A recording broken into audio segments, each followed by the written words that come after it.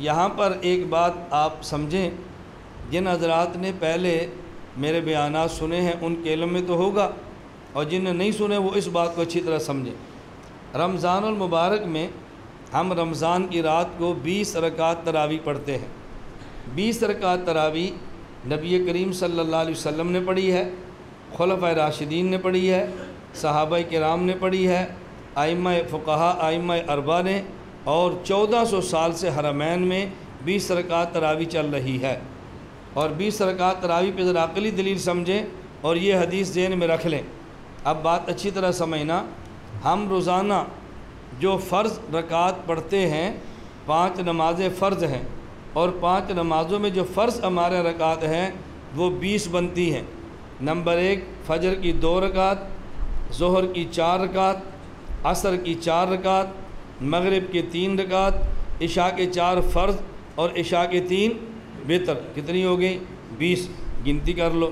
فجر کی 2 رکعت، ظہر کی 4 اور 2 6، عصر کی 4 6 اور 4 10، مغرب کی 3 10 اور 3 13، عشاء کی 4 13 اور 4 17، اور پھر 3 وتر 17 اور 3 20۔ یہ میں وضاحت کرتا رہتا ہوں کہ آپ کے ذہن میں اشکال ہے کہ وتر تو واجب ہے اور آپ نے فرض کیسے کہہ دیا۔ وتر اور فرض میں، واجب اور فرض میں فرق یہ ہے کہ فرض کا منکر کافر ہوتا ہے اور واجب کا منکر کافر نہیں ہوتا، فاسق ہوتا ہے۔ اور دونوں میں اتحاد کیا ہے کہ فرض کا ادا کرنا بھی ضروری ہے اور واجب کا ادا کرنا بھی ضروری ہے۔ روزانہ ہم 5 نمازیں پڑھتے ہیں تو عشاء کے 4 فرض اور 3 وتر بھی پڑھتے ہیں۔ اب اگر آپ لوگ سفر کریں تو سفر کے اندر فجر کے 2 فرض، ظہر کے 2 فرض، عصر کے 2 فرض، مغرب کے 3 فرض اور عشاء کے 2 فرض اور 3 وتر۔ وتر چھوڑنے کی گنجائش نہیں ہے۔ پتہ چلا کہ فرض کی طرح ہے۔ اللہ نہ کرے اگر کسی آدمی کی ایک دن کی 5 نمازیں فوت ہو گئیں تو جب قضا کرے گا تو فجر کے 2 فرض، ظہر کے 4 فرض، عصر کے 4 فرض، مغرب کے 3 فرض اور عشاء کے 4 فرض اور 3 وتر۔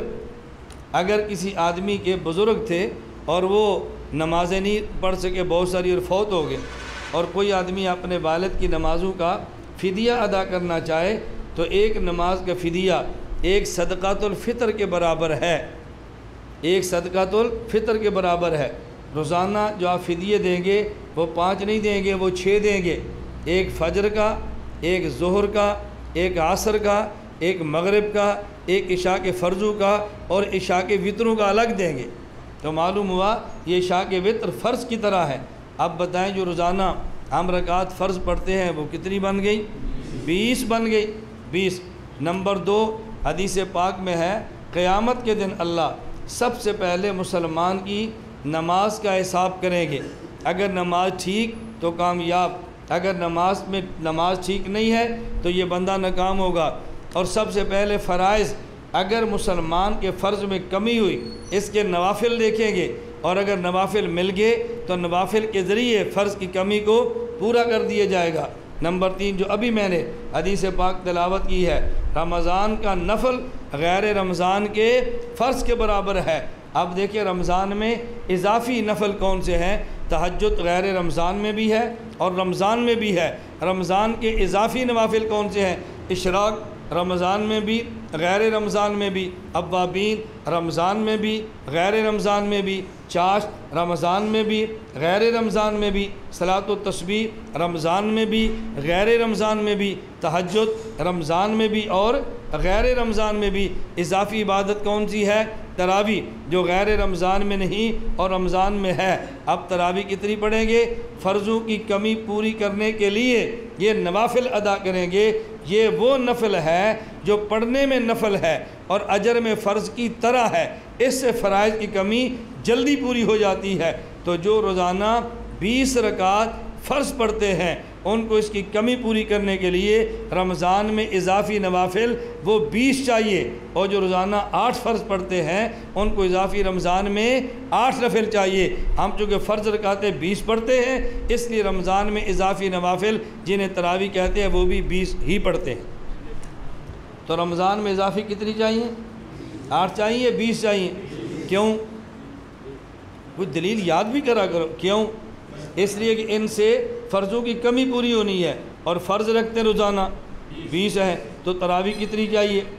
جو 8 فرض پڑھتے ہیں وہ 8 پڑھ لیا کریں، اور جو 20 فرض پڑھتے ہیں وہ تراویح بھی 20 پڑھ لیا کریں. لا الہ الا اللہ، لا الہ الا اللہ، لا الہ الا اللہ، ما لنا رب سوا. لا الہ